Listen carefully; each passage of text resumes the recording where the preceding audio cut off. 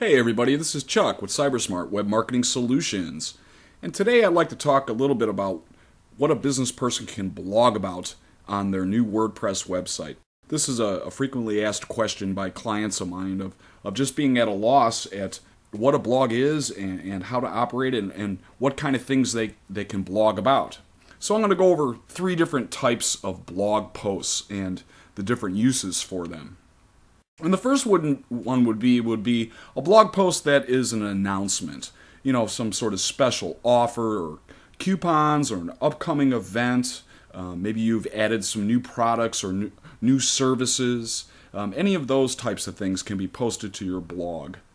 Another type of blog post that you could do is examples of your work or examples and sales pitches for your products, before and after photographs. If you're a contractor, maybe you're doing a drywall job or a concrete job or building a house or whatever it is, you can take photographs of the process and then write a blog post that consists of 250 words at a minimum.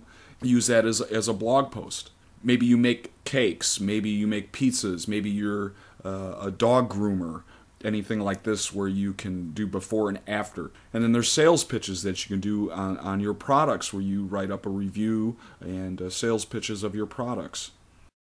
Now, these first 2 types of blog posts, announcements and examples of your work and sales pitches, those can all be incorporated into, hopefully you're on Merchant Circle and Facebook or some other 2.0 type, LinkedIn, places like that.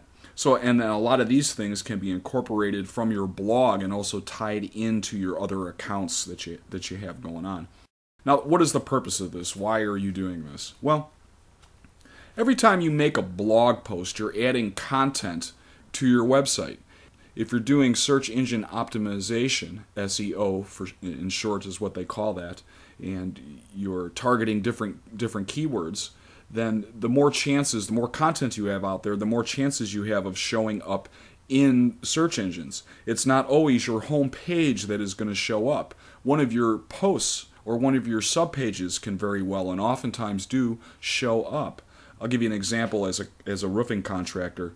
What I would do if I did a roof in a certain neighborhood, in the blog post with the photographs, I make sure that I put the name of that neighborhood. Maybe an area code. These are little SEO things you can do to these types of posts. Those posts themselves show up, and then they go to your main page and contact you. So that's what the whole purpose of the blog is to have activity around your site, to target different keyword phrases, and to be alive, to be home. There's somebody home at your website, and this is all great for search engines and is going to bring you business. The third type of content or blog post is a little bit different than the other 2. And this is an informational or a how-to article. These are a little bit longer. They need to be between 550 words at a minimum, around maybe 750 words at a maximum. If you get past that, you tend to lose the reader. And these are not sales pitches. These are kind of like indirect. We're not really trying to sell anything or promote anything here. But what is going to be done to have an article marketing campaign is to then take this how-to or informational article and then distribute it across the web. And there's various systems of doing that. I'm not going to get into them. And why would you want to do this? Well, let's say that I do a how-to repair a flat roof in the winter. If you're a realtor, let's say you could do something of seven tips to prepare your home for sale. There's always going to be topics when you brainstorm about, no matter what business you're in, there's something that you could write about. At least a couple of articles. And here's why you want to do this. One of the important things online today is getting backlinks. And what that is anytime somebody republishes something or mentions you online from another source, it links back to your website, either to your home page or to subpages. Hopefully you want to get a diversity of that. You don't want to always link to your home page. But why this is important is Google critters, I call them, are surfing the web and crawling the web, and they see this, and that counts as a vote for your website. So when Google and search engines are determining what the user is going to see when they type in certain keywords, who's going to get those top 10 spots. One of the things that it's considering is how many backlinks, how many votes does this website have. You might be a dog groomer in Chicago. Well, there's a lot of dog groomers in Chicago.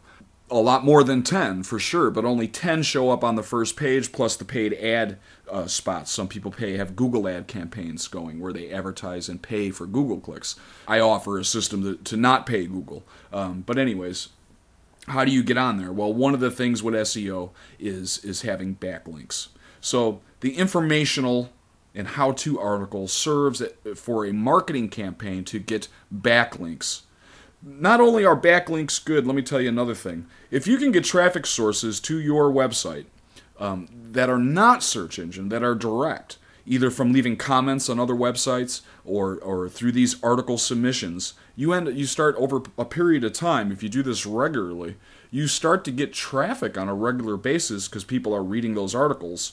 And at the end of the article, there's a link back to the website. And if it's a well-written article, they want to see what's going on. So, there's a twofold thing with this third type of content that you post about, that it gets backlinks and you're also going to get traffic.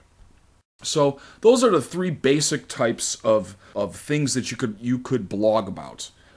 Now, you can pay somebody to write text copy for you. I offer that service. We do sales pages. We even do how-to articles for a reasonable price. You need to be doing this, is what I'm getting at. Whether you do it yourself or you pay a small fee for someone to do this for you, you really need to if you're wanting your website to have its max potential and kind of nurse yourself off of phone book ads and newspaper ads and other costly things. But in order to do that, your website has to start showing up on the first page of Google, or it's first or second page, preferably the first page. So those are the three types of things. And one thing to keep in mind, because a lot of clients get hung up on SEO and using keywords and what they're writing. And here's the first thing that I want to give a few tips before I close on that. Just write your content. Forget about SEO. Just write naturally. Get it out there, let it flow, whatever it is. Have a rough draft, and then you're going to go through it a few times and reorganize your thoughts and make adjustments. And then the final thing you want to do is you want to go back and say, okay, now you want to look at this. How can I make this more SEO or more search engine friendly?